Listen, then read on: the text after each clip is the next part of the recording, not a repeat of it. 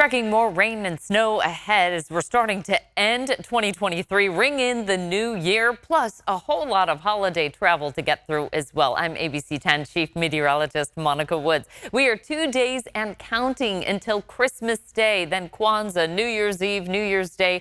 So much holiday travel, so many festivities that we're trying to get out and about, not to mention the errands and the grocery shopping that comes along with it. A couple of atmospheric rivers that we're going to be tracking. Not all of them are actually going to be direct hits. A lot of it goes through the Pacific Northwest, extreme northern California. As you can see, the pipeline of precipitation kind of coming through the Pacific. The first one that we're going to be tracking for a direct hit into central California will be next Wednesday. So we'll get past the Christmas holiday travel and then start to gear up for all the things that are New Year's Eve, New Year's Day. You can see that precipitation pipeline continues into our Friday, and then potentially more on the way due in as we ring in the new year. But it will be a steady flow of moisture coming our way, which I'm going to show you we actually needed this point. Here's the active weather timeline. Patchy morning fog for Christmas Day on Tuesday, mostly cloudy skies, and then we return to rain and snow.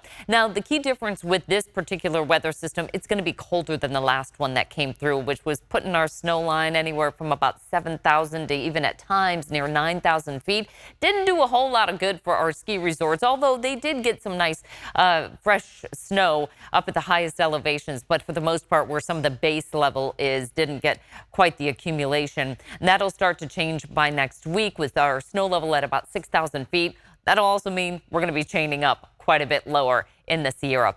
Before we get to that, though, we got to talk about the fog. A lot of holiday travel will continue into Christmas Eve and Christmas Day, and this is the setup that we're going to be looking at. Shortly after midnight, we start to see that fog forming throughout the valley, especially along I-5 and Highway 99 traveling through the Central Valley. Visibility at times down to about a half mile to a quarter mile, and then it actually becomes more widespread and a bit more difficult to drive and navigate early Christmas Eve morning.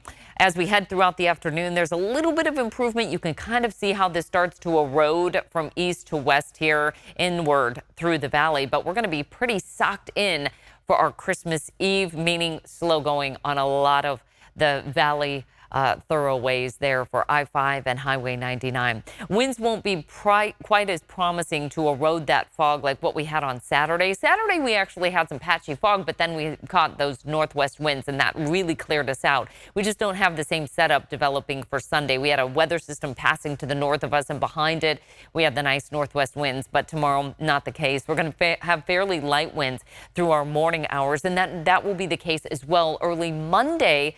So more fog in for Christmas morning. Rudolph's going to have to use that red light to guide his way for Santa as we head into Monday afternoon and evening for Christmas. And winds really won't be a problem, so all the decorations will be fairly secure. But I will say this, make sure they are secure because we've got a lot of moisture coming our way. With it, we're going to be timing out how much, when these will actually hit and how much we'll get, as well as the winds associated with it. We don't have that precise timing yet. It's just too early to really put out that prediction, but we can certainly use this dry time to do some storm prep, including clearing the gutters and storm drains in our yards and in the streets. Also, if you are doing any travel, just make sure the tire treads are appropriate, or maybe you have snow tires.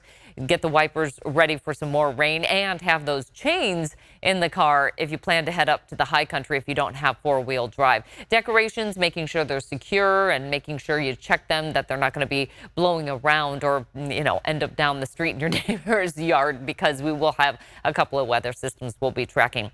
In terms of how much precipitation over the next 7 days, roughly, and again, these are early estimates, about 3 to 4 inches in the northwest corner of California, about 1 inch to 1.5 inches through the central part of the state, much lesser amounts towards the southern part of the state, just because of the trajectory of where these first systems are going to be headed, primarily through the Pacific Northwest, which will much more favor the northern part of the state. As far as our precipitation since the beginning of the water year, October 1st, not bad when we look at the numbers. It's been a slow start, though, so many of us still sitting below average, except for Santa Barbara and Los Angeles, right about average to slightly above average, but much of the northern part of the state is behind where we should be this time of year. Speaking of that, slow start to the snow season as well. Look at the difference. This is from Mindy up at Donner Lake, and you can see how much the snow is covering the trees, icicles hanging from the rooftop. And then we fast forward to this year, a beautiful shot over Homewood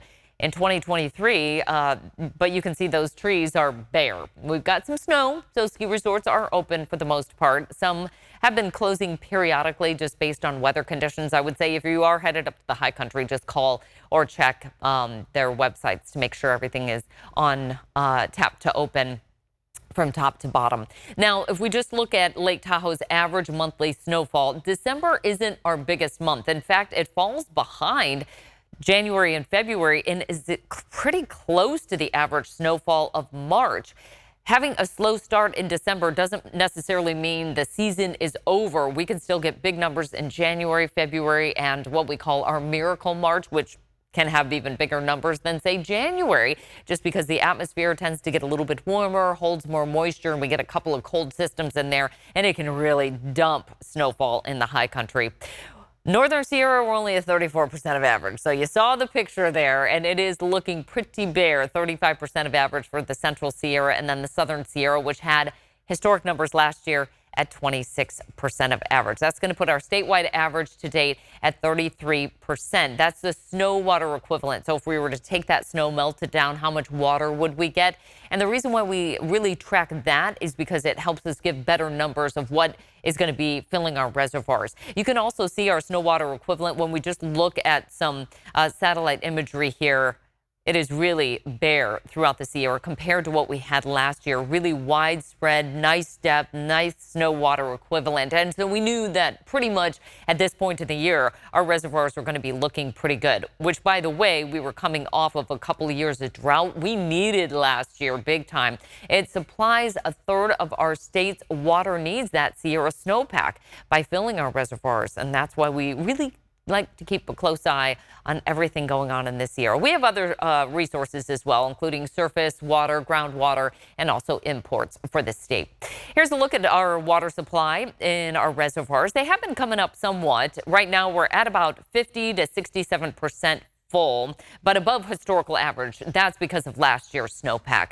New Melones, Don Pedro, San Luis, more in the central part of the valley, still at about 90 to 150% of historical average, sitting at about 50 to 80% full. I did want to look at Lake Oroville, which is our second biggest reservoir in the state, and you can see even with a couple of atmospheric rivers that have come through already this season, we have started to see some increase. So usually water managers like to release some water, prepare for the winter potential for flooding, and then it will come up steadily and it falls in line. Here's our average right here. So we start to see that average line going up, and that's pretty much how things are shaping up this year as well. Folsom, much smaller reservoir, also coming up. Water managers have to watch this one a little closer because it can not only fill up so quickly, but when they empty it, then, well, we don't have a whole lot of water supply. So they don't have as much room to play with. It's a little bit more of a challenging situation, but they got the numbers down, so they understand that.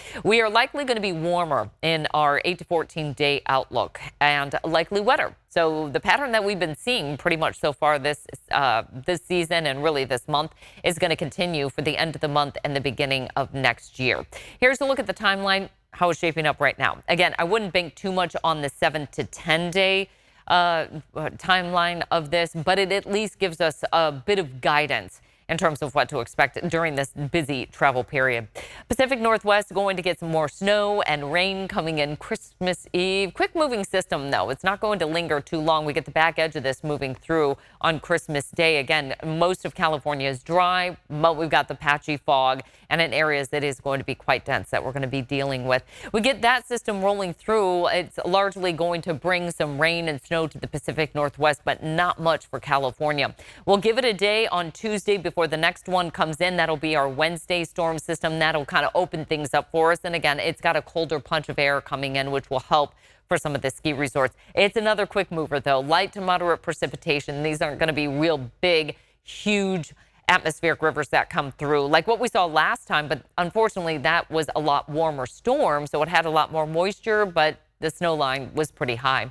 As far as the end of next week, as we start to wrap up 2023, another weather system on tap. This one, too, also bringing more snow. Could be actually a pretty good New Year's Day skiing for the high country into the Lake Tahoe resorts, and even the Central Sierra could see some pretty decent snow as well for skiing. And then we get into the beginning of the year and we'll get a couple more systems coming through, all falling in line with what the Climate Prediction Center is expecting. Wetter than average over the 3-month period and above average across the west as well. Getting to the specifics now for that Christmas Eve forecast. Highs in the 40s for the Tahoe Basin after starting off in the teens. I will say I had a couple of folks that headed up to do some skiing. They said it's just a little icy because of those really cold conditions overnight. Just be prepared for that. 50s down low through the foothills with areas of fog. We'll see some patchy fog towards the coastal valley communities with highs tomorrow in the 50s. Areas of dense fog actually through the Central Valley. Morning lows starting off in the upper 30s. Afternoon highs only in the mid-50s, which is pretty close to average. As we look deeper into our 5-day forecast, we don't have too many changes here for the next 3 days in terms of wet weather, but it will be quite foggy for the Central Valley. And then we start to see the rain and snow developing Wednesday into Thursday. Here's a look at our 10-day forecast, and it is just all lit up with icons out there in this busy holiday period. Areas of fog Sunday and Monday. Dry on Tuesday. We get ready for the first rain event of the week on Wednesday, and then we'll start to time things out as we head towards the end of the work week into the holiday weekend for New Year's. And to start off the new year, it looks like we could be in for more rain as well late Monday into Tuesday. We've got more in-depth forecasts just like this on our ABC 10 Plus app. You want to download that and get our weather specials as well. Mega flood, water wasted, and the California drought series. You can watch for free. You can download it on Apple TV, Roku, and Fire TV. Hope you have a great holiday. Thanks for watching.